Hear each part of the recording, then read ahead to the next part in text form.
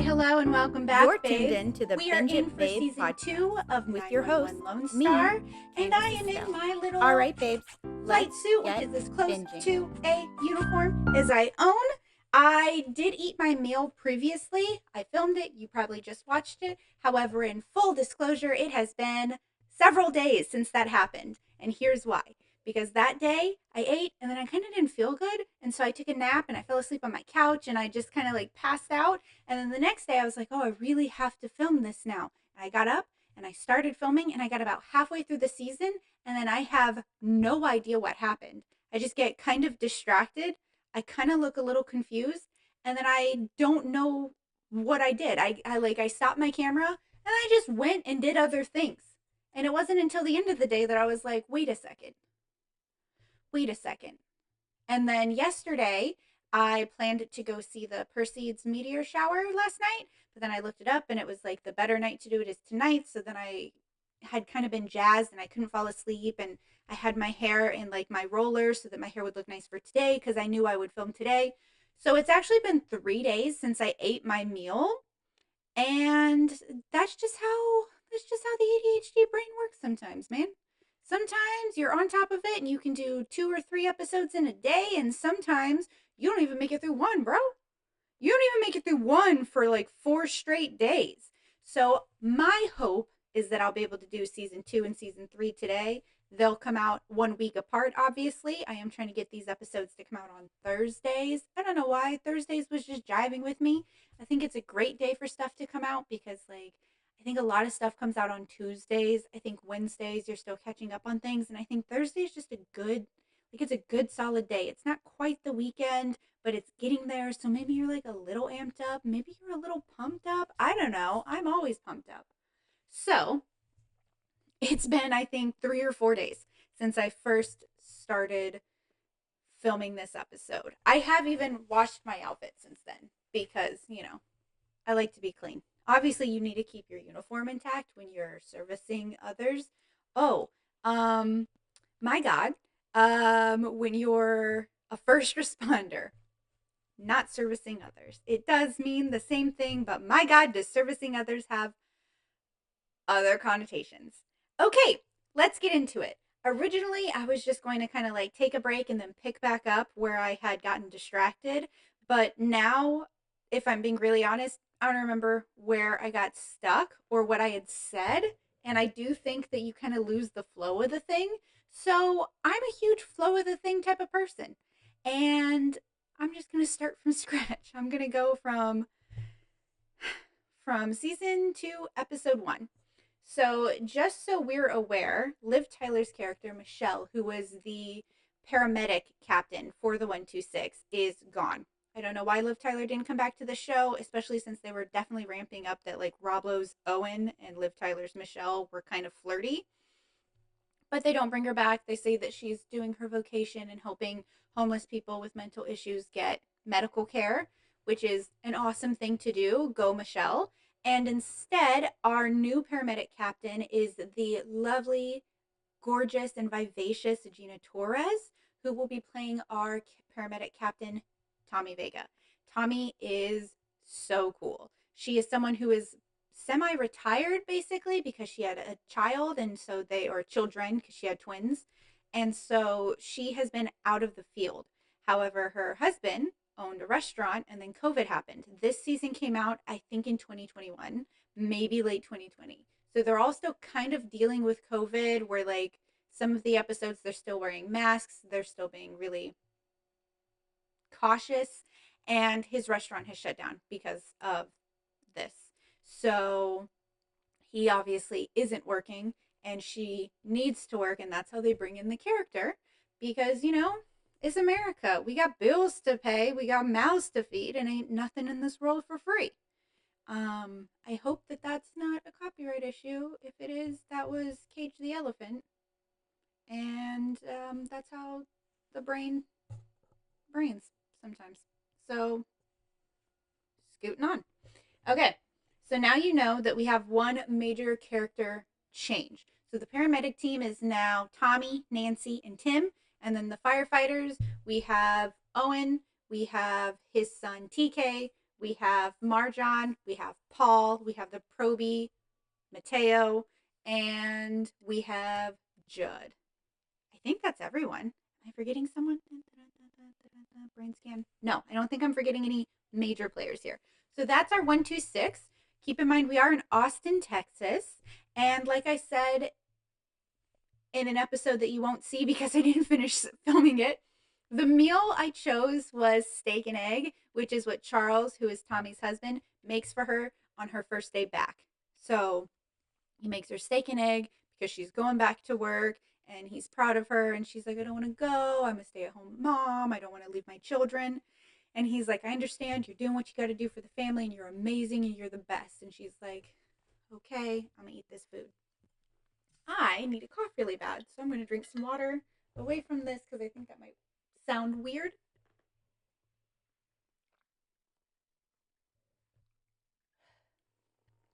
Am I alive? Am I okay? Testing, testing. Am I alive? I am indeed alive. Okay. So I really love Tommy and I really like Charles. He's an incredibly supportive husband. He seems really smart. Tommy is incredibly smart, incredibly cool and put together. She also has this backstory where she actually introduced Judd to Grace. And of course, Grace also super cool. And Tommy is the paramedic captain who trained Michelle. So there's a lot of tie-ins here. So it's kind of like, oh, she's a new character, but she has this backstory built in where she doesn't feel like she has to be an outsider. She's not just brand new. It's not just, oh, we hired this person. Now everyone has to get used to her. Like Judd's immediately in her corner, Grace immediately in her corner. Owen is an amazing human, so no problems there. And so the only people that really have to get used to her are Nancy and Tim because Nancy and Tim were used to Michelle. And Tim and Nancy never worked with Captain Vega. Sometimes I get their real life names mixed up, but it's Vega. Okay, so episode 1 for season 2 is called Back in the Saddle, which is fun. I do think they probably took a longer break than normal because of the COVID, which really ruined a whole bunch of things. So the crew responds to a military tank on the loose. Now, basically, what's going on is this guy who like volunteers at a military museum in or around Austin has stolen a tank and he's driving it to a hospital, and the team is trying to stop him. And the reason he's doing this is because his daughter, who was in the military, died from a sickness and died in the VA hospital. They didn't help her, and because of COVID, there's no military funerals, there's nothing, and so he's feeling really incensed. I think the worst thing in the world that could ever happen to you is losing your child. I think, depending on how it goes, but like from miscarriage to they're in their 60s and you're in their 80s and they might pass before you, any of that. The hardest thing to ever go through, I think, would be losing a child. It is one of the reasons I don't have a child because honestly, it's a terrible, it's a fear of mine. So I think it's probably a fear of most parents, regardless. I totally get where this guy's coming from. However, he is causing damage and destruction throughout the entire city because his tank is just able to roll over people. And I think he's going so that he can fire a giant cannon or a tank bullet. I don't know what the artillery situation is in a tank at the VA hospital who wasn't able to save his daughter. So that's kind of difficult. Owen obviously gets on the phone with him and is able to calm him down, and he stops right before he hits Owen, the team, and the hospital, which is really lovely. And we also find out this episode that Owen's ex-wife and TK's mom is back in the scene. Her name's Gwen. She's a really cool high-powered lawyer slash lawyer partner, no, partner at a law firm, partner at a law firm in Manhattan. And she is played by the beautiful Lisa Edelstein, who is from House MD. So the moment I saw her, I was like, Cuddy, what are you doing here? So different character, obviously, but it's always nice to see a familiar face that you don't really see very often. So she plays Gwen, and they are having fun together. You know, The storyline is basically because TK got shot in the last season that she came out to check on TK and then to help Owen and TK while Owen was going through chemo. And then COVID happened, so she kind of just was stuck in Texas and just chilling and hanging out. And they kind of rekindle and are having a good time, but trying to keep it under wraps. So that is where we're at with Gwen. We also get news this day that Owen has beat the cancer, which is fantastic. It's awesome news. He's offered to please make the appointment so that they can remove the tumor. I think they said he's like 73% regress. He's completely in remission at this point. All good news. And then Owen is just kind of like, hey, that's great. And we kind of find out through the next couple of episodes that he just has a lot of survivor's guilt, right? He doesn't understand why he's the only person to survive from his firehouse at that time. And then he's, surviving cancer and he's surviving all these crazy things that happen. So he has a lot of survivor guilt, which we definitely see a bigger piece of in the next episode coming in, because episode 2 is really difficult to watch. It's ridiculous, but somehow incredibly heartbreaking as well. It's called 2100 Degrees, and basically what it is that there's a volcanic eruption in that area, which bananas to me, but okay. And a whole bunch of people are just being affected by this. Obviously, there's a guy who's at a mini golf course with his family, and he tells his wife basically, hey, just so you know, the bank just called and we're basically about to be homeless. Not great news. And then the mini golf figure thing that's also a hole when you play mini golf like starts to fall in, and he kind of like is near it, so he grabs it when the ground shakes and cracks and he falls through. They are able to save him, but my God, is he messed up. Like, I don't know. I don't know. He's crispy as hell. Like, he's melting is basically what they said. I don't know if someone would really truly survive that, because the ground opened up and it's just like all of this hot, gaseous steam. Like you're a potato, in a boiling pot of water. I don't know how you survive something like that. I don't know how you don't come out basically like person stew, but whatever. We'll pretend that he survives it. And then there's also a girl who's running a food truck by herself, and all of a sudden it's like full of super dangerous scorpions. She calls 911, and Grace kind of helps her figure out like what scorpions don't like that are also happen to be in the food truck, and she's able to spritz them so they get away. And she's like, why would they be acting like this? And Grace is like, have you looked outside? And she's like, I've been just cleaning the truck and I'm busy. She looks outside and there's lava. And I'm from Texas, and I don't know if that's a thing that could possibly happen. Like, they try to make it, oh, it's a rare, the volcano was dormant. We don't know how it just popped off for a day. I don't know. Seems a little silly to me, but whatever. Um, that girl also gets saved, and then they end up at a college party, and it's like chunks of lava rock are falling from the sky, and there's, like the ground is breaking open, and it's like pew, pew, pew. It's ridiculous. It's basically the movie Volcano, but just in 44 minutes instead, and there's no Pierce Brosnan. Dante's Peak? I think that's Dante's Peak I'm talking about. Calm down. It's one of the two. They're both about volcanoes. I'm pretty sure I'm actually talking about Dante's Peak though. Okay, so it's like, and it was like a college party. There's a dickhead in the pool, and he's making fun of this like girl who has a crush on him, kind of, but she's nerdier, and I guess we're still pretending like that's a thing. So he's like, oh, could you go get me like a beer? And he's being really mean to her, and then the pool opens up, but it also kind of like heats up really super rapidly. He's the only one in there, and he gets just boiled alive. And she tries to help him, but she can't get him out, and so she has to get taken away from the paramedics.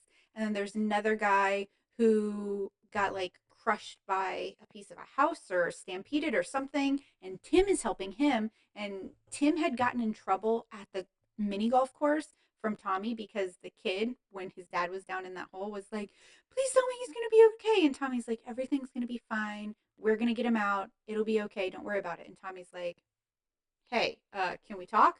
Because you can't tell people that. We don't know things are going to be fine. And he's just like, well, I just wanted to, console the kid. And she's like, okay, but what if you were wrong? What if we don't get him out? What if he's dead? What, and you've lied now. So Tim is kind of not so happy with Tommy. You know, he's like, well, Michelle was much nicer to me and blah, blah, blah. And Nancy's just like, I get it, Tim, but also she's completely right. And he goes, yeah, I know she is. And so he's taken that lesson and now he's there. And this kid is like, hey, I'm pre med. Just tell me what's going on. And he's like, hey, we'll get you to the hospital. We'll figure things out right now, but you're alive. So that's good. And the kid's like, wait, why is my tag red? I know that that's bad. What's wrong? I can feel you touching me. And he goes, yeah, but you cannot feel me grabbing your legs. And the kid's like, oh my God, am I paralyzed? Am I paralyzed? Please tell me that I'm going to be okay. And Tim is just like, I cannot promise you something that I don't know. What I can promise you is we're going to do everything we can for you. So, and he's like trying to carry him. Owen is there, like trying to help people triage, get people in the right direction. And Tim calls out to him for help. And Owen comes to help him, like grab the guy. And as they're moving, another lava rock comes through and hits Tim square in the chest and just obliterates his life.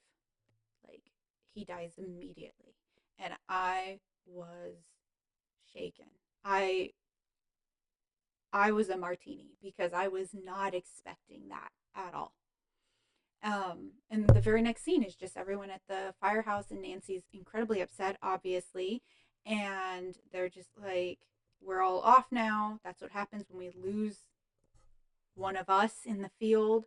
And Nancy's like, I can't believe we left his body. Why would we do that? We never do that. And they're like, we can't touch him when it's one of us that dies in the field. That's a different department that has to come in and like and do an investigation.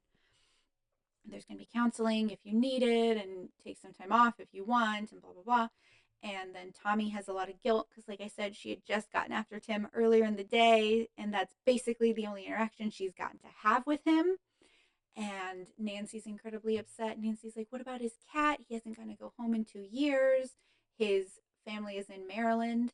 So Baltimore FD is going to have to go tell the family. And Tommy's like, I wish I should be doing that. I'm the captain. And he's like, you can't go to Maryland. You know, you got to stay here. So it's really upsetting because he was a part of the team all of last season and, you know, this first 2 episodes. So it was completely unexpected that we would lose someone.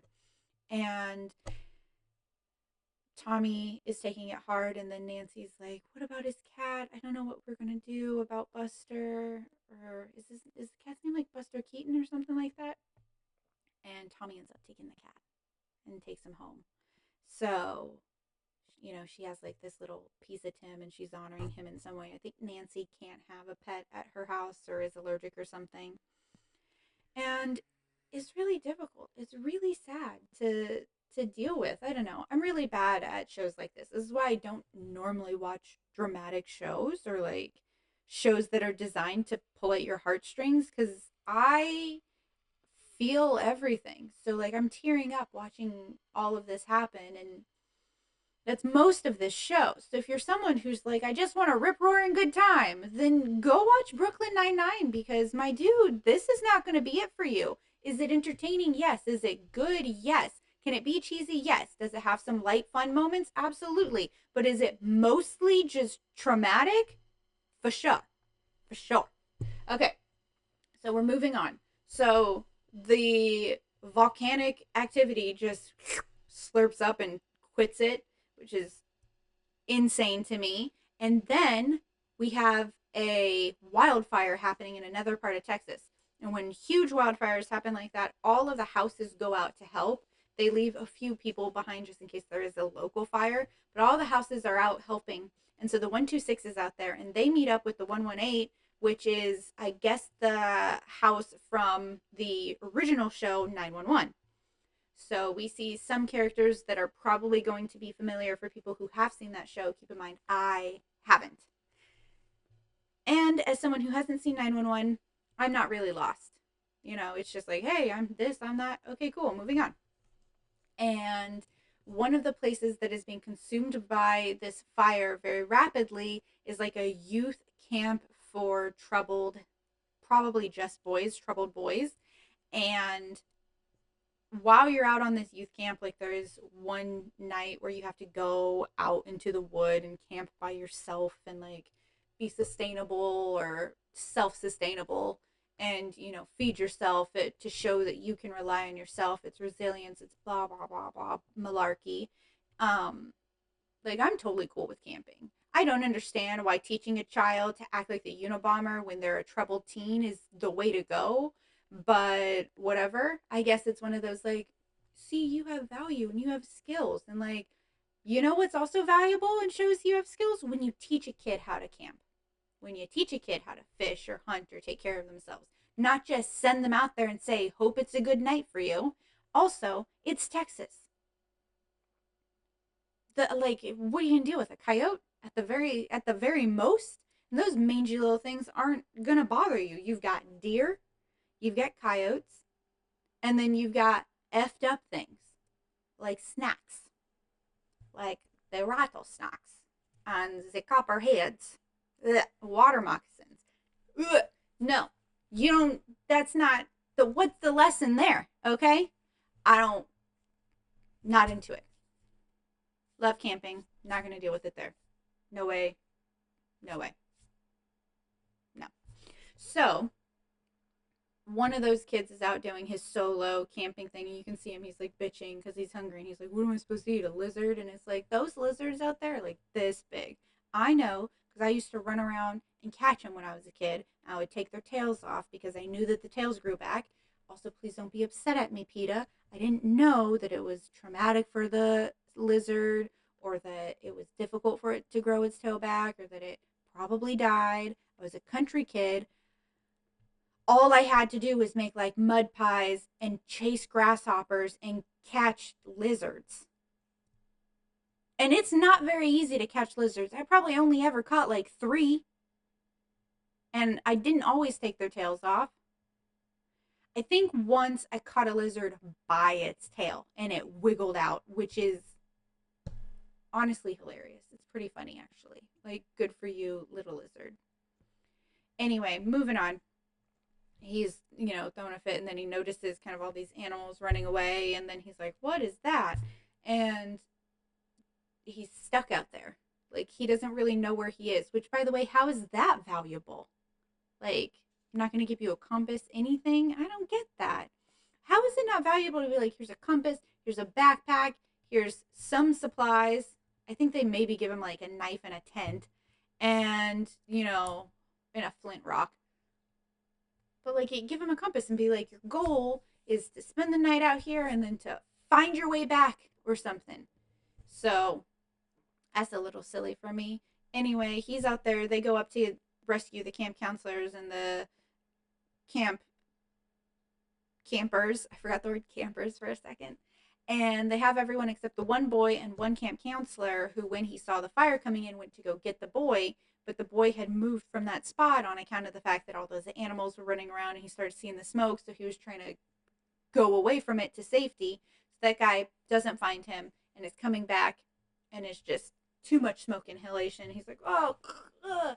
And then Owen is like, well, we got to find that kid. And so they take a helicopter, him and Henrietta, who I think is from the other show, and they take a helicopter out because she's a paramedic, or they're a paramedic, unsure actually. And they take a helicopter. It crashes. I don't know if like debris hits them or there's smoke and trees and I don't know. Something happens. They crash and they have to take refuge in an abandoned mine. The kid is fine. Someone finds him. He ends up being okay. And Judd finds him. And we find out that Judd was sent to a camp like this when he was a teen because he was trouble, and it saved his life, blah, blah, blah. It's wonderful. And he's like, you got to keep fighting for your life. And the kid's like, no, I'm worthless like my dad said. Maybe that's why he's a troubled teen, because you've got a dad saying bullshit like that and then sending him out to a freaking camp as if you're not who created this situation. Whatever.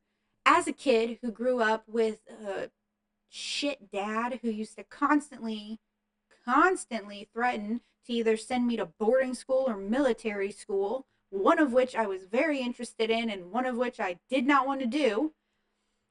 Like, I don't get it. I don't know. I don't understand that level of parenting. Is what it is. Judd saves the kid's life.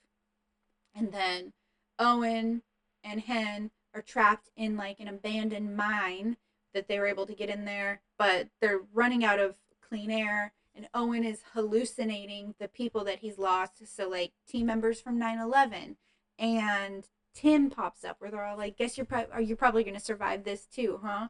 Because you survive everything. And that's where you really hear, like, the survivor's guilt has been setting in for him. They get rescued because TK and some of the 118 and I think Marjan and Paul, I think everybody goes out and like they steal a fire truck and they go to find Owen because the guy running the operation is like, no, we can't send anyone else out there. It's dangerous. Things are bad. Blah blah blah. Um, they go out, they find him, they rescue him, they bring him back.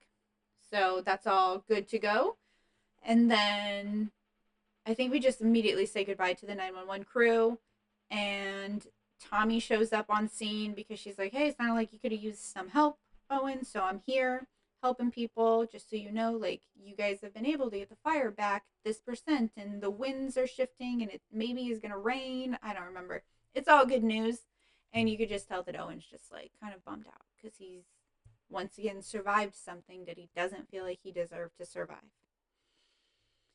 The next episode, we delve more into like Owen and Gwen's relationship because he doesn't want to put a label on it and she would like a label because once he was cleared of the cancer, she was like, cool, I'm going to go back now. I was only here to help you and while TK and because of COVID. And now all of that's gone. So I'm going to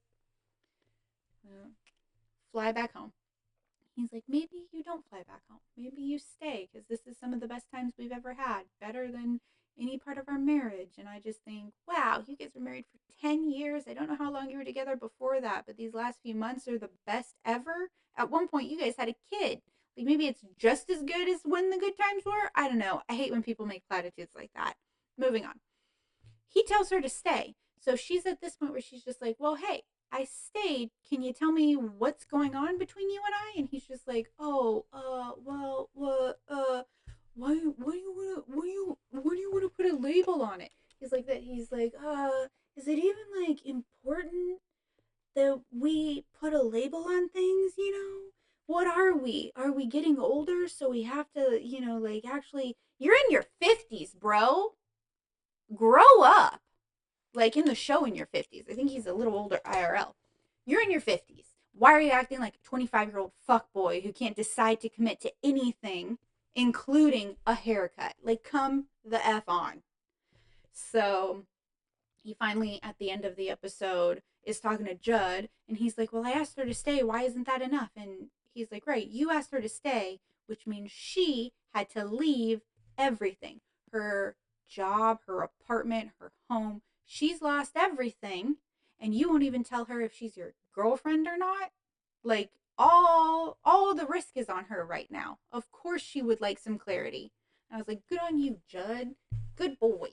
And so Owen is like, oh, I guess you're right. And then he does another stupid thing where he just proposes to her and she's like, what the hell? And it's like, why can't men just do like a normal react normal, middle of the road?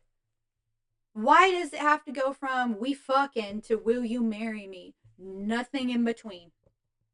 It's insane to me. She says no. And he's like, well, why were you asking for clarity? And I'm just thinking, how many different steps are in between that? Official, exclusive, you're my partner. Because I just feel like it's weird to say boyfriend when you're an older adult. Like, it's my boyfriend. We go to the mall on Saturdays and we share a swirled icy. That's what that sounds like to me. So I'm totally fine with the word partner. If you're fine with boyfriend, I don't care. It's just a personal preference for me. I currently have no one except my dog and my two cats. So she's like, well, I just wanted clarity because I'm pregnant. And he's like, what? He does that double. Huh? And she's like, I know it's improbable, but it's not impossible. And what are we going to do? Blah, blah, blah. On the other hand, oh, and what are we going to do? It's not like she's like, I'm anti-child. I've got the one. We're done. She's a woman in her 50s, possibly mid to late 50s. That's just a dangerous time to be pregnant. or it can be a dangerous time to be pregnant. Not only for the woman, but also for the health of the baby. There's just a higher chance that certain things can happen, certain illnesses or diseases or birth defects. And a lot of times people need to be able to stop and think about that and decide if that's something they want to do. Like it's wonderful to get to bring a life into the world, but if the life you're bringing in maybe doesn't get to have a full life, can't be so healthy, could possibly kill you when it comes out of you like a fucking alien. Any of that, like that should all get to be considered and get to be someone's individual choice on whether or not they want to roll the dice in that direction. Just saying. So they want to decide whether or not they're going to keep the baby and what they should do there in terms of health and risk and age and everything. And then on the other hand, we have Marjan, who has joined that roller derby team from the very first episode of this season, where they go and they help the roller derby skaters. She's joined the roller derby team, which is one of my dreams. I cannot skate. I can't do anything that requires balance or that is on wheels. I ride my bicycle now, and it is difficult. Okay. I got into a bicycle accident when I was like 16, and I hurt myself so bad that my bike bent. I hit something, and I like a pole that wasn't in the way, but for some reason I thought it was, and I like kind of scurry panicked. I was going downhill, and I flipped over my bike, and I skid in my shorts and my little tank top, skid on the concrete. It just no skin anymore on that side of my body, anywhere that touched pavement. And that is the second time that has happened to me. The first time it was while I was running hurdles, and I hit the hurdle with the tip of my foot and skid across the track. And I have never done another hurdle. You know why? Because that messed up my time. I no longer qualified, and then I just wasn't invited to try again, which is kind of BS. Whatever. I'm clumsy. I want to learn how to roller skate. I have roller skates. I cannot skate. I'm so clumsy and I don't know what to do. And it's not that I'm necessarily afraid of falling, it's that I'm averse to it. Like my body will do everything it can to catch me, which in turn makes me contort very weird, like the least graceful swan you've ever seen. Also, the only places I would be able to practice roller skating are like at public parks, where like they play tennis or maybe they're playing basketball or something. And that's just very public and maybe a little embarrassing for me. Like, I'm a woman in my 30s and I'm out there in my little pink roller skates with my knee pads and my bright blue helmet trying to teach myself how to skate. And I am just a little bit too self conscious to do it by myself. Maybe I could do it now. Maybe I could get over it. Maybe I have enough confidence now, but I can tell you 3 years ago, 4 years ago, when I tried, I wasn't confident. So the fact that Marjan is on a roller derby team is super cool to me. So she's derbying around and she's like, that's skating, by the way. And Paul and Mateo are there watching the match. And then they notice this guy like eyeing her, and Marjan kind of like noticing him and then trying to ignore him, and she's skating around. And at the end, they're like, hey, you did such a good job. And then the guy comes up, and Mateo and Paul are both trying to be like protective. And she's like, I know him. He's my fiance. And they're just like, what? He's your who? And then we find out that Marjan, who is Muslim, has been in an arranged marriage engagement since she was 12 years old to this guy. And they had collectively decided they would wait until they were in their 30s to actually get married, which, smart. But what is happening is she doesn't live in Miami anymore. And so he's there alone. And basically, he does what he does and has found someone else to marry. And she's like, what are you talking about? We're supposed to be together. And he's like, I don't even think like you're in love with me. Like, you don't light up like I light up when I see you. And so I found someone else that'll light up when they see me. Like, whatever. Jesus, dude. And so he's like, so I'm going to marry someone else. It's just like, okay, loser. And she kind of takes it hard, and then she's thinking about it, and she's like, but I do love him. Like, I just, that's not where my brain's been at. Because she's incredibly well rounded and put together and, focused.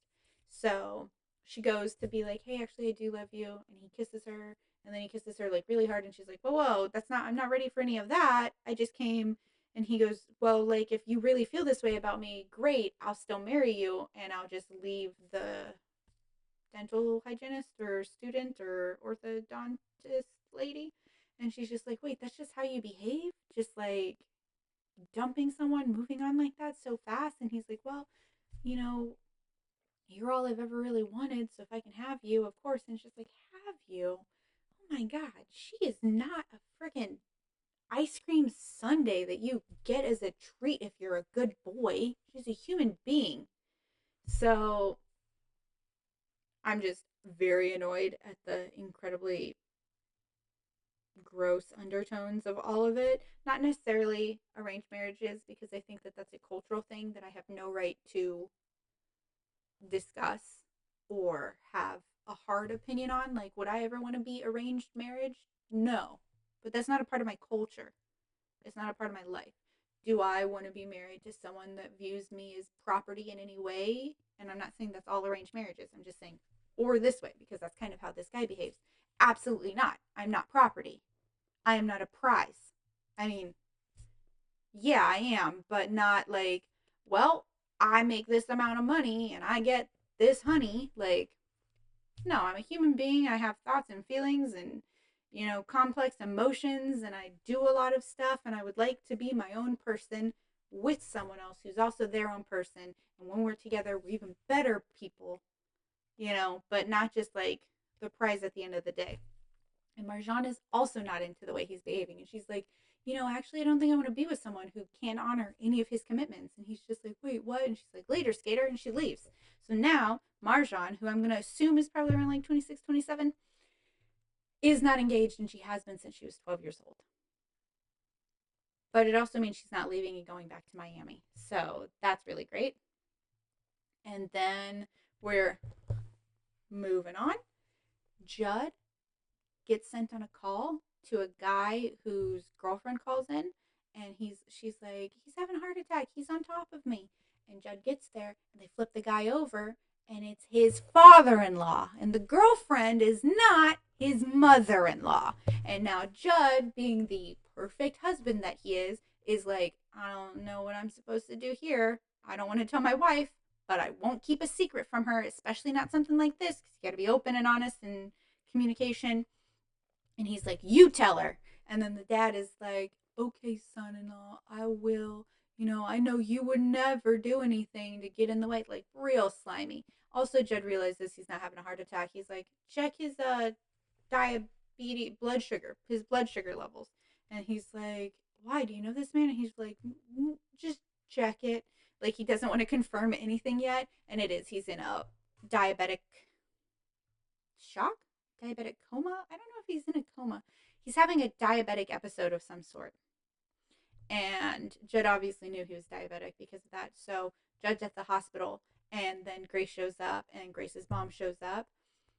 And she's just like, oh, honey, I'm so glad you're okay, blah, blah. And then Judd is just like, or the dad is just like, well, my son-in-law was there to take care of me. And Grace is like, you were on the call? And Judd goes, yup. And Judd has just told him, like, you need to tell the truth. And he goes, yeah, he saved my life. He's the best son-in-law I could, like, just, and Judd doesn't say anything. He doesn't say anything, which is completely understandable, because that is a horrible thing to have to tell someone, especially if that person's your wife, especially when you're sitting in the hospital with your wife, your mother-in-law, and the person who did the cheating. So I don't know, it sucks. And then, yeah. So we open on that.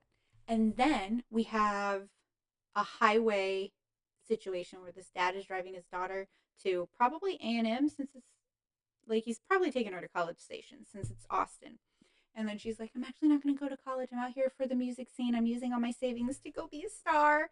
Please support me. And he's just like, what the hell? You're not even going to try to go to college? And she's just like, I'm just going to use the money instead to do something that I actually want to do and follow my heart. And you know what? Good on you. Good on you. Follow your heart. I am definitely of the age and time frame where I'm brainwashed into thinking you have to do college. And I do think that there's a lot of opportunities where you need college, but there are always fallbacks, right? Like if you want to go be a star, if you want to do something creative, you don't need college. And if you really want to give it your all, go give it your all.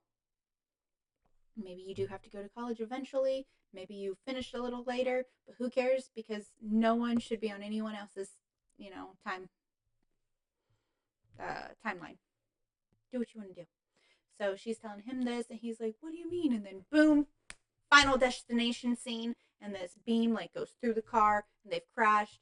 They get the daughter out immediately, and he's like, "I'm fine. Just take care of her. She's shaken up, but pretty okay." And they're cutting out the steering wheel to get him out because he's kind of stuck. And as soon as they move the steering wheel, beam going straight through him. And he's in shock, which is why he cannot feel it. He's completely unaware. And then they're like, you're not pulling that guy out. You're not pulling that guy out. He's done. And they're like, you want to stay at your daughter? And he's like, no, I don't want her to see me like this. Just tell her I love her and I support her and that she will do great things. Like she can do this if she wants to, and I support her, I love her. And it's all sappy and sad. And then you just see like the scene of like Owen having to tell the daughter and her hugging him and him holding her while she's just losing it and crying. And that is the worst job I think you could possibly ever have to have, just constantly having to tell people that their loved ones are dead. No thank you. I'm sure there's a lot of the plus side where you get to save people and you are the reason a lot of people aren't dead, but I don't know if I could handle the lows. I don't know if the highs balance out the lows enough for me. Also, I think I'm too old now to even do shit like this kind of job. Anyway, so that happens, but the biggest, most important moment of this show is Grace's arc. Not just the cheating thing, but Grace is on the phone because she's a 911 operator. And the girl is like, yeah, I'd like to order a pizza. And she's like, this is 911. And she goes, right. So you can help me with the pizza then. And she goes, okay, you can't talk freely. And I had seen this scene in like reels and stuff. I didn't know what show it was from. I still didn't know it was from this show until it started happening. Because it had been like a year or so ago that I saw that. And I was just like, ooh, that was intense. And I moved on. So I was like, oh my God. And it's a domestic violence thing where she's giving information basically in code, and Grace is able to give her code back. The guy figures out that she's not just ordering a pizza and he grabs her. And then Grace kind of is able to say something that's coded enough that the girl understands what's going on. And she jumps out the window, which is great because they've got that big air bag basically on the ground, and she hits that and she's totally safe, and the guy is still in the apartment, and Carlos, which is TK's boyfriend, police boyfriend, comes in and he's like, kapow, kapow, and they arrest that mofo because hitting people ain't cool, and I'm glad that that guy goes to jail. So it's a very intense episode, and Grace is like talking to her supervisor, and the supervisor's like, what, how did you know? And she's just like, well, sometimes it's not in what they say, but in how they say it or what they're not saying. And she starts playing how Judd had been acting weird, and she puts together that her dad, oh, that's odd. And she listens to the call from her dad's diabetic episode. And she hears the woman who's like, it's my boyfriend. He's on top of me. He's, passed out. And she realizes that her dad was cheating on her mom. She goes home, and Judd is like, hey, I gotta tell you something. Like, he's finally gotten up the courage, and she goes, if you're gonna tell me about my dad and you want to apologize because you just couldn't figure out how to tell me, and you don't want to do it because she tried to also tell her mom what she figured out and she couldn't, she goes, then just know that I forgive you, I understand, and I don't want to talk about it again. And he goes, okay. And that's that. And that's just like that beautiful, lovely, perfect communication that they have that I absolutely adore. Um, Next one is a little ridiculous. It's a minefield one, but it's also Tommy and Nancy trying to feel, feel. Holy shit, feel, feel, feel. Sometimes I get a little slangy, a little twangy, and I have to like reverse it. Okay, it's Nancy and Tommy trying to fill the open EMT position because Tim is dead. And Nancy doesn't like anyone, obviously, but also none of the candidates are very good. And then they get a real type A, tightwad asshole in there. And they hire him because he seems like he's going to be that good. But basically, as soon as they go on a call, he refuses to do something even remotely dangerous. And Tommy's like, it's okay, I understand if you feel like your life is in danger, don't do it. And he's like, yeah, of course not. He's super snarky. They get rid of him immediately. They solve the minefield thing, which was bananas. And then they go back to the office, and she is looking through, Tommy's looking through the other applications, and she sees that TK has now applied. TK, Owen's son, and she's like, I don't know what to do about that. So she tells Owen. Owen talks to TK, and TK's like, I just think I am more meant to do that than the firefighting. You know, in New York, it's more dual. Here, this is, I think, where I'd like to go. And Owen's like, well, then I trust and support you, son. And I just think that that's so, so sweet.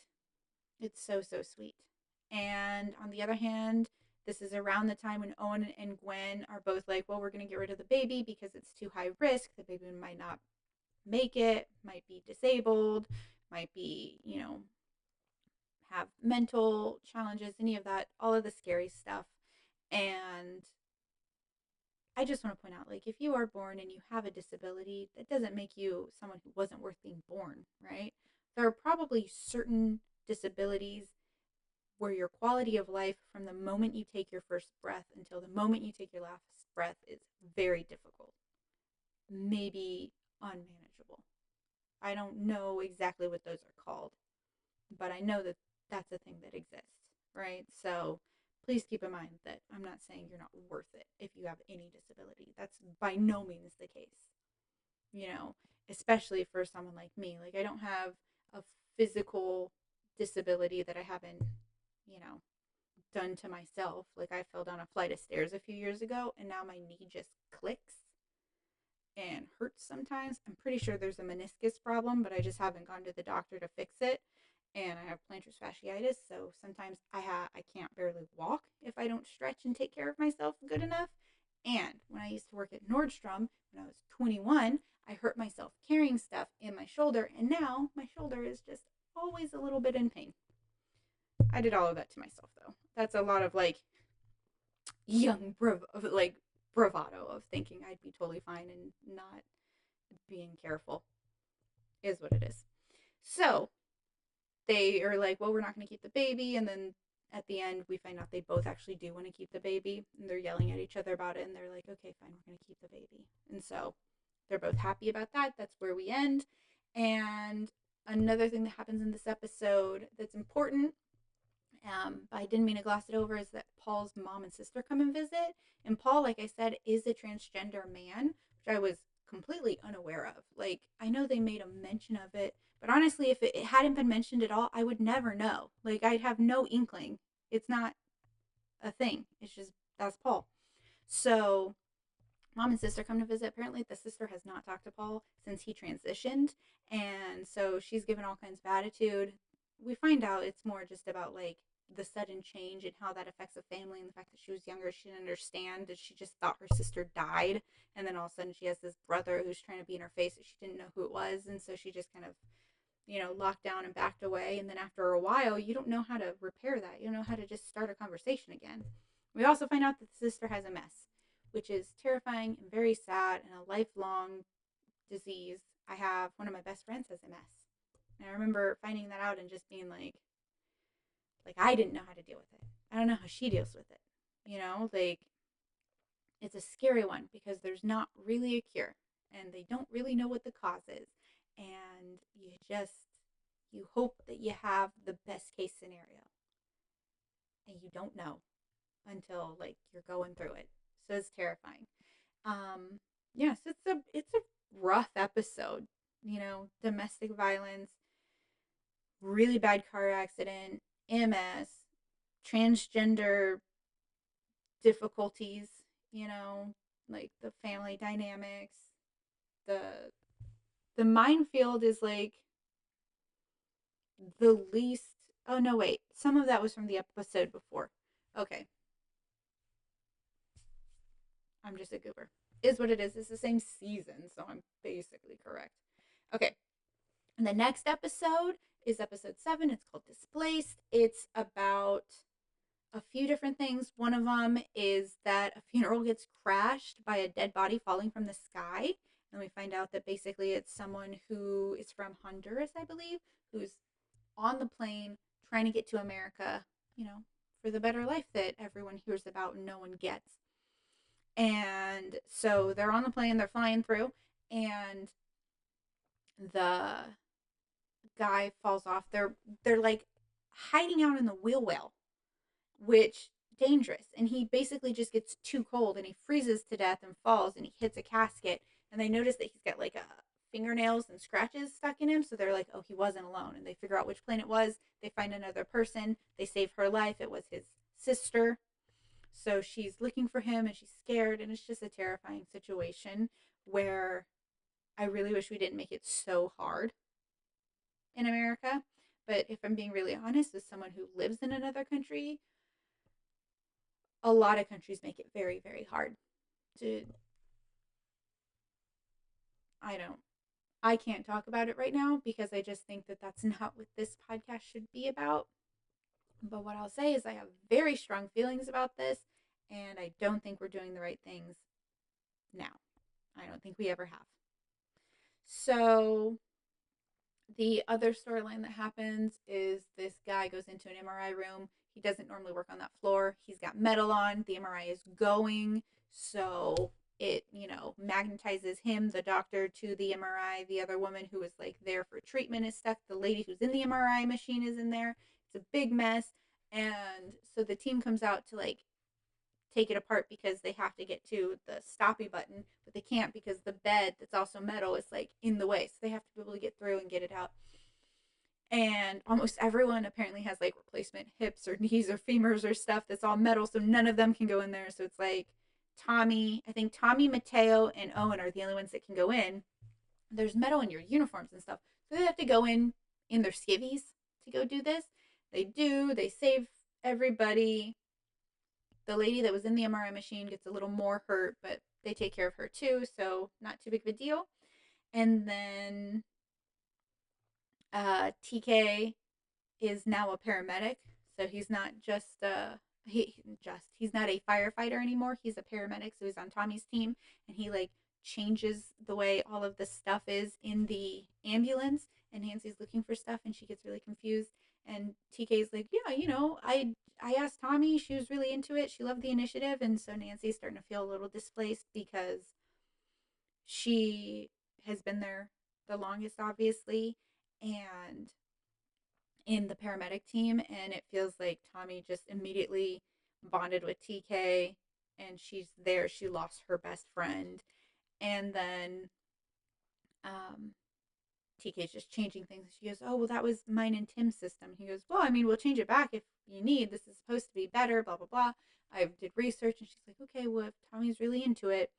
And then she kind of makes this comment. She's like, it's really cool that you decided to be a paramedic. You left the cool kids table to come sit with us geeks. And he's just like, what the hell are you talking about? And you find out that like Nancy and Tim have always kind of felt like outsiders within the 126 because that's kind of how it is, right? The firefighters all hang out and there's way more of them than the paramedics. So the paramedics are always kind of left out. And TK is like, isn't that ridiculous? And he's telling Carlos, and Carlos was like, well, you have after hours like hangs here at the house all the time. When have you ever invited Nancy or Tim? And TK was just like, oh my God, I didn't ever think about that. And so they realized that not only have they accidentally excluded the paramedics always, but now that Tim's passed, Nancy is feeling even lonelier than ever. Her captain that she knew is gone, her best friend is gone, TK's there being a star and showing off. And so TK does something really beautiful to make amends and to show that he cares. And they call Nancy to the firehouse and they've dedicated the ambulance to Tim. And they've all like painted it on with a stencil except his name, which is like still has the stencil on it. So they have her fill it in. And she's like, what are the numbers? It's his last call that he went on. And they're like, yeah, so that he's always with us. And It makes me emotional when I watch it. It makes me emotional thinking about it. I get very teary eyed, and it's just a really beautiful moment. And I will tell you from here on out, Nancy's invited to all of this stuff. So it's really lovely. Um, the next one is really high octane. The Carlos is on a bank robbery call, and the guy is swearing up and down that he's got a bomb strapped to him, that you can't call the police, that you can't arrest him because he's going to explode. He just needs to get the money to the people who have done this to him. He was picked up at a hardware store. And then Carlos's father, who's a Texas Ranger, comes in and is basically like, yeah, we'll work with your story. We don't believe you. Like, wants to suspend him. He's in trouble, basically. Like, they're like, until we know that this wasn't just someone who was able to play you, you're under investigation. And it's his father who's investigating him. So Carlos is having like a really hard time. And then on the other hand, seemingly completely unrelated, the paramedic team gets called out to help a pregnant lady. But when they get there, the lady is not pregnant, and she holds him at gunpoint. And then another guy comes out with a gun, and they open the back of the van, and it's a guy who's been injured from that bomb type apparatus, probably from trying to dismantle it. And we find out that these were the bank robbers. And when they took off the thing and then they're trying to take it apart, and it kind of did a small explosion, but they can't take anyone to a vet or a doctor because the rangers and the police are watching everything in the area. So they call the paramedics, and they're holding them hostage to make them fix it. So it's TK, Nancy, and um, and Tommy at this point. Now, here's the inverse of this and why it upsets everyone else a little bit more in a different way is that Owen and Gwen have decided not to be together anymore at this point because in the episode before, Gwen realizes that the baby might not be Owen's and it might be her ex's. And they do the baby test and they find out that it's not. It's not Owen's. And Owen is like, well, I'm still willing to be with you and help you raise the baby. And she's just like, I don't know. I just need some time. And so she's going to go back to New York. And she tells TK this, and then he goes on his shift. And like I've discussed in the first season, TK is a recovering addict. And something that's a real bummer about being a recovering addict is that you are always in recovery for the rest of forever. So Gwen is very nervous that she triggered TK to fall off the wagon. And then Owen is like, oh my God, what if that is what happened? Carlos gets very nervous because Carlos also can't find TK. And his shift was supposed to have ended an hour ago. And that's kind of how they're alerted to the fact that something's wrong because they can't get a hold of Tommy, Nancy, or TK. And so the team is able to put together, especially Carlos, like they go to where the call originally was, which was in a parking garage. And TK left his sobriety chip, and so they know that he was there, and he's sending him a message, and they're like, "Oh, the restaurant of Tommy's husband is around the corner. I bet that's where she would have taken them," which is exactly what Tommy had done. And so they are able to rescue the paramedic team, which is great because they're all being held at gunpoint. They've tried to get away. TK gets hit really hard trying to get away, and so he gets knocked out. Tommy is trying to like help the guy, and then he wakes up and he's like guns a blazing. They're shooting at each other, not Tommy and Nancy, and then Owen, the Texas Rangers, and Carlos all show up, and so they're able to catch the bank robbers, stop everything. TK didn't relapse, which is wonderful, and Carlos gets. I don't even know if he's necessarily reinstated because I don't know if he was actually on probation, but like he gets exonerated, and his dad is just like, "Cool, thank you, Owen." And Carlos is like, and Owen's like, "Well, your son is who figured it out," and he's like, "Cool." I had told him not to do anything, and you're like, Jesus, this guy's such a hard ass. And then he goes, "But you listened to your gut, and I'm really proud of you." And I was like, "Oh, good," because he has been such a hard ass. And then he's like, "Now go check on your boyfriend." And Carlos is like, "Oh, you know?" He's like, "Yes, we've known since the moment we saw you guys together at the farmer's market, like at some little episode." And he goes, "So make sure you introduce us well later down the road." And then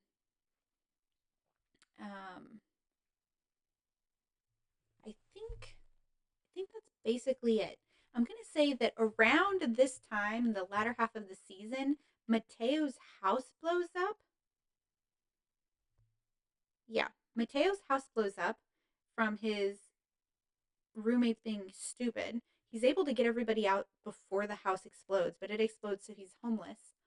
And Owen lets him live with him because now Gwen's gone. TK is living with Carlos. And so Owen is like, oh, you can stay with me. And while Mateo is staying with Owen, we find out that Owen has canceled his tumor removal surgery. And the whole team kind of has basically an intervention with him where they're just like, we need you to care about living. We know that you're like depressed. You don't show it, right? It's smiling depression, which is very much so a thing. And I'm glad that they discussed it in the show. To be like, yeah, just because you look good on the outside doesn't mean you're doing good on the inside. That's often the case, right? Like, you need to keep an eye out for stuff like that. If your friend has been really depressed and all of a sudden is incredibly happy and there's no marked reason for that, and they start doing stuff like giving you gifts or spending a lot more money, red flag. Watch out for that stuff, right? You gotta watch out for your friends, for each other. Their mental health is not your job, but noticing things like that is everyone's responsibility is to help everyone, in my opinion. I'm a community type person though. Like, I help you. One day maybe I'll need help. It works, as long as we're all communal. Anyway, so they have a conversation with him, and he does finally decide to like schedule that. So Mateo's living with him. He schedules that. The next episode is like a partial flashback, partial not flashback episode. Um, at the end of of episode 8, Judd and Grace are driving to their Judd's dad's house for his birthday, and it's raining pretty hard, and they like get hit by what we learn in the next episode was a drunk driver, and they're drowning in the river. So probably the Guadalupe, um, maybe something else. No, Mesa. They're drowning in a giant body of water, and I'm bad at maps. So Judd could get out, but Grace is stuck, and she's like, "Just leave me, Judd." And he's like, "Absolutely not." And so they go under, and then the next episode is them being rescued. They're both in the hospital. Grace hasn't woken up, and Judd is in really bad shape. And we find out the guy is a drunk driver later down the episode road, and his whole episode is basically about how Judd and Grace came to be together, which was that Grace was working at like a prayer hotline. I don't know if it's necessarily a suicide hotline, but it's definitely for like when you're depressed and stuff. And Judd was calling it, and he kind of fell in love with her over the phone. And then she left, and he didn't know. And then she's on the phone, or not. He's at a bar with Tommy, and he hears her voice, and he's like, I know that voice. And he turns and he walks up to her and says hello, and Tommy like facilitates it a little bit, and she says hello, and she says hi, I'm Grace, and he goes, I'm Judd. And there's that, and they get together, and then they go apart because Grace's dad was like, you're not good enough for her, you need to leave her or you'll ruin her life. And so he does that because it's stupid. And then they end up back together when Tommy and Charles's twins are being born, you know, and they're finally back together, and they've been together ever since. It's really lovely. And then Judd finds out that the guy who was drunk driving gets caught. He's also in the hospital now because he hurt himself from driving into like a convenience store. And he goes in there and he's like telling the guy how many people Grace has conservatively saved over the years. And we get a lot of Judd background, like that he had a friend die. He's always felt really responsible for it. The kid's mom has felt responsible for it. A lot of background there. And then Judd is like at this guy's hospital room, and he's like, she saved a lot of people, including me, and I'm gonna, but like, basically he goes to kill him, like, to snuff him out. Owen catches him and is like, hey, Grace is awake and she's looking for you. And Judd just leaves. And I'm just wondering, like, does no one say anything about that? Like, the police, I know that the guy deserves it, but isn't that illegal in some way? Or do we all just brush it under the rug because no one gives a shit about this drunk driver? Which honestly, it's fine. It's fair by me. I'm just curious that there's no repercussions. So they Judd goes to see Grace and he goes, look, Grace just saved one more life. And he goes to see her and she's awake and he's hugging her and the doctor's like, well, you're both going to be okay. And he's like, what do you mean both? And Grace is pregnant, which is wonderful because they had just talked about the fact that they had wanted to start trying finally. And so here we are. And she's going to have to do PT. She to learn how to walk again and to help with her back issues and stuff like that she's going to have. But overall, it's really great news, right? She's okay, Judd's okay, and she's pregnant, and everybody's incredibly happy for her. And it's really lovely. Now, something I really want to note here is that I am not a religious woman, not like a organized religion, top the big three kind of person. I'm actually pretty staunchly against organized religion because of the way I grew up and how weaponized it was and how unfortunate it was the way I grew up. I feel like in my life I've only met one person who I knew was like a practicing very religious Christian person who in my opinion truly showed Christianity and what it's supposed to be about. One. I've met plenty of non-religious people who are very good Christians, love thy neighbor, care about other people, all of that stuff. So I'm not an organized religion type of person. I don't have a problem if you're Christian or Catholic or Muslim or anything. I have a problem when it gets in the way of laws, other people's lives, bodily autonomy, and when it's weaponized. And so I'm very not pro. What I will say is that Grace or Tommy, them specifically, are very Christian in the show, and they are the best type of Christian.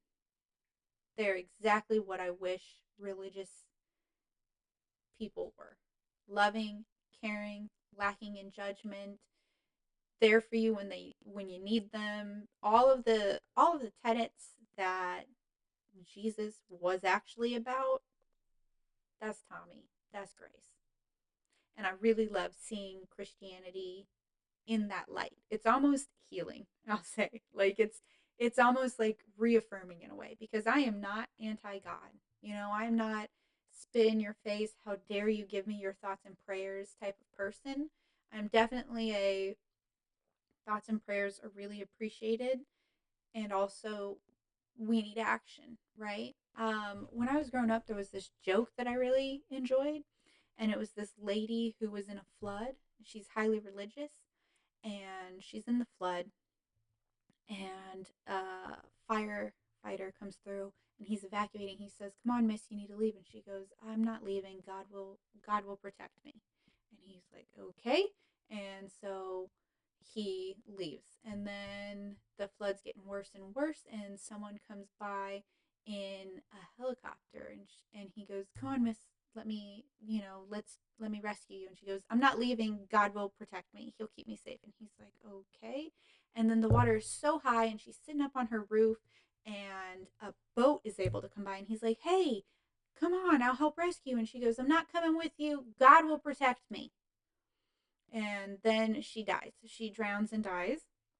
And she's in heaven, and she goes, "God, why wouldn't you have protected me?" And he goes, "I sent you a firefighter, a helicopter, and a boat. What else would you have wanted me to do?" And I feel like that's a perfect example of how godly things can and should work, right? Like, thoughts and prayers, lovely. I think the power of thought, be it manifestation, affirmations, helping you change your own mood, praying, all of that, very powerful human energy exchanges. But you have to put things into action. You have to also say, hey, I'm thinking about it. My prayers are with you for comfort, for solace, for a solution. And then when solutions pop up, you actually have to do them.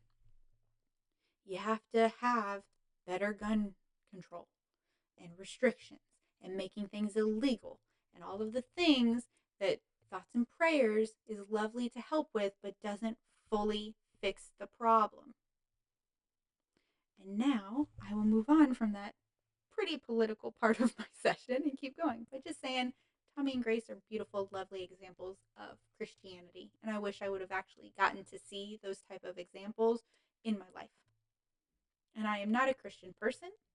I am not an atheist person.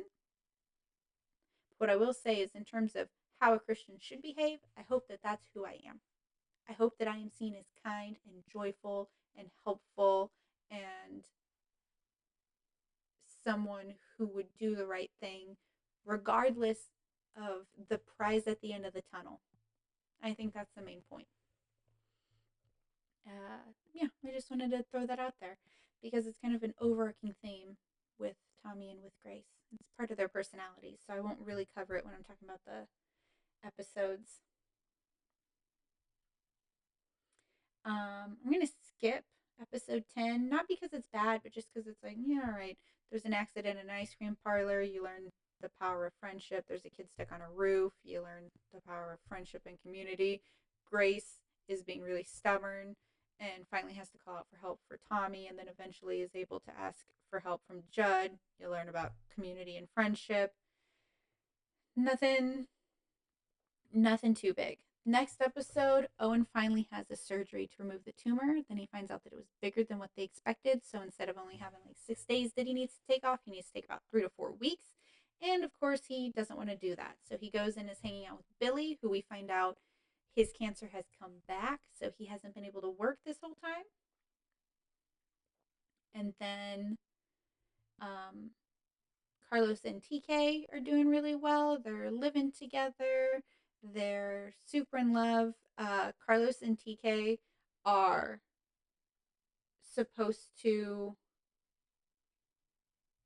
have a dinner with their parents, I believe. So that's really nice. These next couple of episodes are pretty intense. They're like coupled together, 11 and 12.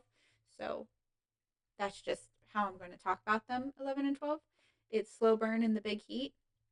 Basically, because Owen is taking time off and he's hanging out with Billy, and Billy also is taking time off, and Billy's like, I've been listening to the police scanner to hear when there's fires, so I know what's going on. I feel a little rush and, not like I'm out to pasture, basically. And then Owen is like, I'm kind of into that too. And Owen ends up hearing that there's going to be a fire, or there is a fire around the corner from where he is, and he runs over and he sees a guy leaving, and then he sees that like it's alligator char, which if you're not someone who grew up with a firefighter in the family, alligator char is like this weird way that certain materials burn, specifically like wood and stuff, where it looks like alligator skin. It's like deep, and it's usually a sign of like a man-made fire, i.e., an arson. So Owen's putting all of this together. He's putting all of this together, and he is telling Billy, and Billy's like, okay, I'm not helping you because if we get in trouble, I lose my medical and then I'll die because I have stage 3 cancer and I can't risk it. And Owen's like building little fire traps basically in his house to test how the arsonist is doing it because he realizes there's a serial arsonist. And then the like investigative fire department comes out and is talking to him and is in the firehouse, and they're having conversations about the fires and everything. And he's like, okay, well, just you need to stay out of this. You're not even supposed to be working, kind of thing. And Owen goes back out. He gets hit over the head, and then he ends up in Billy's house. And he's like, oh, Billy's the arsonist. That totally tracks. And Billy's like, no, you told me where you were going to be, and I went to go check on you to make sure you're okay, and you were passed out. And he goes, well, who was it then? And he goes, no one else was there when I got there. And so now Billy is convinced that Owen is the arsonist. Owen is convinced that Billy is the arsonist. Owen tells Judd, and then Grace comes out and she's like, if this is true, we need to go check on it. Like, it's absolutely possible that it's Billy with everything going on. You know, it's been the last 5 months. That's basically how long we've been, like, how long Billy has been back in cancer treatment and stuff like that. So it all adds up. And so I don't know. It's ridiculous because Owen gets arrested because Billy turns him in to the fire investigator guy. And the guy investigating on top of the, I want to say it's AFD, but I think that just stands for Austin Fire Department. I don't know. The Rangers are also there, which means it's Carlos's dad who's also there and is like questioning him and stuff like that. It's very intense. Carlos has to go tell TK that he's been arrested. Carlos and TK get into like almost a physical altercation. It's very uncomfortable. And Carlos leaves. And then Owen is arrested. He's being questioned. And then Billy is standing there, who's just like this. Like, you're always mad that Billy's there and that he's kind of causing problems. And he's doing it again here, you know? And then the problem is that Billy really does think that Owen is the arsonist. And Owen really does think that Billy is the arsonist. And I'm just going to tell you now, neither of them are the arsonist. The arsonist is the fire investigator guy who went to the firehouse and put stuff in there. And the Texas Rangers and the fire investigator guy are questioning him, but the Texas Ranger, which is Carlos's dad, figures out that he thinks it's him too. Not Carlos, or not Owen. He thinks it's the fire investigator guy. So him and Owen are kind of in cahoots. And Billy's unaware. And then the guy sets himself on fire using like some iron oxide blah blah blah thing. Sets himself on fire and he's like, just so you know that you took everything from me. And I'd like to watch everything you love burn. And you're just like, what? And that's where that second episode comes in where he put explosives in the firehouse when he was there for the investigation. And he also puts those faulty like breaker things all over Carlos and TK's apartment. So the firehouse explodes and nothing happens because Owen's able, pardon me, Owen's able to call fast enough to get everyone out. But then Owen and Billy and Tommy and Judd are all talking and they're just like, no, that was too easy. He wanted to hurt, like Owen was like, he wanted to hurt me. And Billy's like, you think he was talking to you? Because I thought he was talking to him. And he's talking about Carlos's dad. And then Owen goes, he was talking to both of us. Because keep in mind, he has just now learned that Owen and that TK and Carlos are together. So the sons are together. And then that's when you see that their apartment is going up in flames while they're trying to get it on. So they are missing all of the cues. And then it catches fire. They are stuck in the bedroom. They're about to die basically. And Owen, Billy, Judd, all of them bust in with their fire extinguishers and they're able to get them out of the apartment. But the apartment is burned down to the ground and the firehouse is burned down to the ground. So everything is gone and it is incredibly, incredibly stressful. Like, is really intense and and it and it doesn't get less intense, okay? Because Tommy, who was out having drinks with them, dealing with all the fire situation, Owen has just been arrested and finally let out. Carlos and TK had that fight. Now they're not. Their house is burned down. The firehouse is burned down. And then Tommy's having a drink. She finally gets home. And she had told Charles she was going to be out a little late. You know, she's going to have a drink with everyone at Judd's. And he's like, of course. And she's like, I love you, husband. He's like, I love you, wife. And, you know, they hang up. And Tommy gets home. And Charles is like sitting with the TV on. And he was folding laundry. And she's like, oh, you dropped one. And she grabs the sock. And she goes to hand it to him. And Charles is dead. And I didn't know how to handle that. She's standing there, and immediately you see him. Like, you know how when you're shooting shows and it's like going to be a big reveal and you'll know someone's dead because they just haven't moved, but they don't let you see them. And so I kind of had that like creeping feeling. I was like, what is what is going on here? He's dead. He's dead. And that's the end of the episode, is her just being like, Charles, Charles. And the beginning of the next episode. And honestly, there's a whole big storyline with Marjan that I'm just going to completely gloss over because I have to focus on this other stuff. But let me tell you, it's very heartbreaking, and Marjan has a hard time, and she continues to have hard times, and it sucks. Moving on, Charles is dead.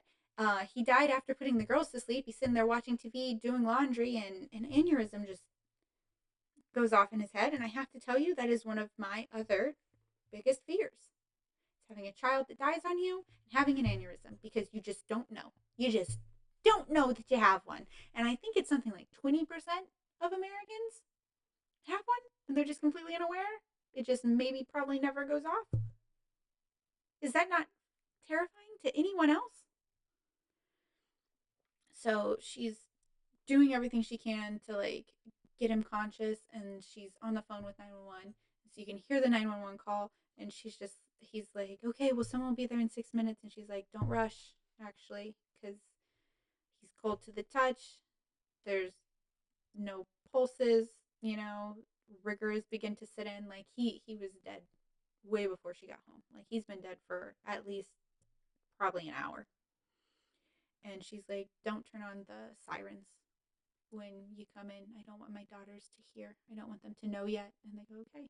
So they come through and they take the body. And then the next day she has Grace and Judd have the girls. She doesn't tell anyone that Charles is dead.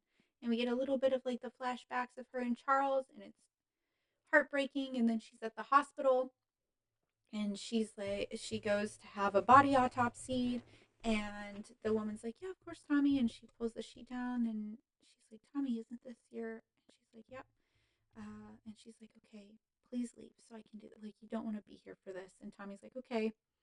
And so at the same time, Owen is also at the hospital because he's having a checkup from the surgery he just had. And so he's like, oh, hey, Tommy, how's it going? And she's like, oh, it's fine. No big deal. And then he's like, okay, well, I'll see you later. And he goes back in he goes into the hospital for his checkup. We get the good news that that's all healing fine and doing good, and he's healthy and wonderful. And then we see Tommy, who's sitting out on the bench, and this guy comes and sits next to her. He looks very familiar to me. He looks like a soprano, but I know he's not a soprano. But that's the look. And he's just like, yeah, my son's in there, and he's in a coma, and they want to pull the plug today, and I'm not really welcome in there. I don't want them to pull the plug. I know he's gonna make it. Like he just needs a little more time. He's a kid, I think, with epilepsy, and he just had a really big seizure, and he hasn't woken up. And she's like, well, I think you should go in there with him. Go talk to him. And he's like, I haven't had the courage to go in and talk to him. And she's like, I'll go in with you then. And he goes, okay. And so Tommy goes in with this guy and finally makes it to the floor where like the son is, and the ex-wife is there, and she's like, what are you doing here? You don't need to be here. You can't give me any more grief. We have to let him be free. And he's like, and then he pulls out a gun, and you're just like, are you joking? Firehouse burned down, house burned down, husband dead, gun in hospital. Like, come on, give me a freaking break, 911 Lone Star. So he's got a gun, and everyone leaves, and the hospital's on lockdown, and everything's being evacuated, and SWAT is on their way, and Tommy's just standing there, and she's very numb because her husband's been dead for like only 12 hours, and he's just like, you can go if you want. And she's like, what are you wanting to do here? Like, and she's talking to him. Tommy is able to talk to Owen. Owen's able to convince SWAT to like slow down. Owen goes in to help, And Tommy's perfectly aware that this is not a real gun. She's like, we went through the metal detectors together. It's obviously a water gun. He's like, well, I don't actually want anyone to get hurt. I just don't want them to pull the plug. And she's like, they're gonna shoot you. They're gonna kill you. And he's like, it's fine. I don't care if he's gone. I'm gone. I don't care. And then, oh God. So there's like a standoff. And then the he's sitting there with his son, and he finally makes peace because Tommy helps, and Tommy, someone like goes to pull the plug, and he's bawling, and he's like, just wake up. And the kid wakes up. And so he feels completely vindicated and okay, and he's being arrested still, but his son is okay, so it's fine. He doesn't care. And like, I get it. That's absolutely what a parent is, right? It's, I don't care anything for my kid, no matter what. And maybe that's not so healthy in that way, but like, I get it. And no one gets hurt. And while all of this is happening, Owen is like, why is Tommy acting a little erratic today? What's going on? And then somebody lets it slip. Like, somebody figures it out.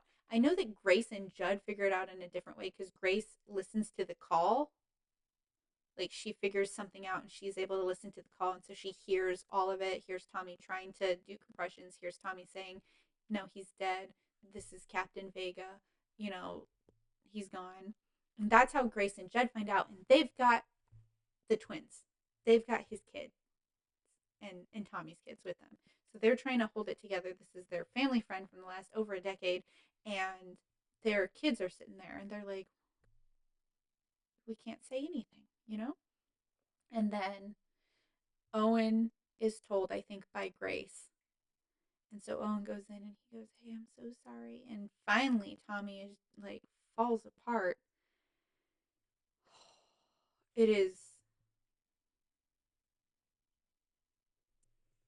just, it's a really, really rough couple of episodes. It's draining.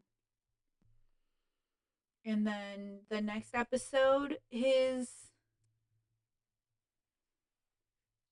just as enraging. There's a dust storm that takes over Austin, and the 126 is trying to help, but really the main thing that happens in this one is that they are supposed to be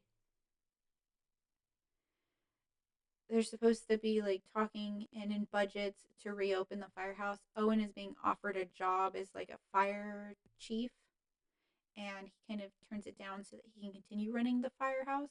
And so it gets offered to Billy. And Billy looks and sees the numbers and says, hey, we're closing down the 126. And then everyone loses their minds. He's like, I don't want to do it, but that's where we're at. Price point wise, it doesn't make sense to keep it alive. Everyone's like, how could you? What are you doing? Blah, blah, blah. And that's basically the end of the season. That's the end of season 2. Like, I'm sure there's more stuff that happens in that episode, but like the other ones shake me so much that I can't really fully remember everything. So if I forgot stuff, like, leave it in the comments. If you have opinions on something I've said, let me know.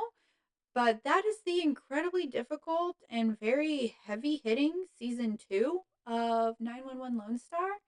Um, there are 4 seasons right now. I do want to reiterate, I totally thought this show was done when I started watching it, like when I went to do the binge. And it's not. It's still on the air. Season 5 is coming out, I think, in September. So next month. I'm going to get all 4 of these out, and hopefully that'll be great for you guys. And then I believe the next show I'll be doing is Umbrella Academy, which also just ended. And I thought it ended next month as well. So I'm going to try to push all of that out. So you get that in August and September. And I've got something really big coming for you guys in October. I hope you enjoyed this episode. I'm going to go take a break because this is a little bit exhausting for me. Like, recounting all of the emotional hits of this show is kind of a lot. I'm a super emotional person. Like, I feel all of my feels, and I'm really wonderfully happy to do it. But it does mean that thinking about this and thinking about it in the capacity of like, this is something that happens to real people, you know, maybe not necessarily the drama of like the firehouse shutting down. I know that that happens, But like losing your husband unexpectedly, your kid being in a coma, your house burning down, all of that, those are real things that happen to people. And it's really difficult to think about or to be aware of in any moment. And it's hard when it's characters you love. That's the whole point of shows like this, is that you care about the people you're watching. So when you lose them, it feels close to real. And that's a difficult thing to deal with. I'm going to go make myself maybe like a hot chocolate and just decompress. It's a wonderful show, but it does make you feel a lot. And I think that that's how you know it's a wonderful show.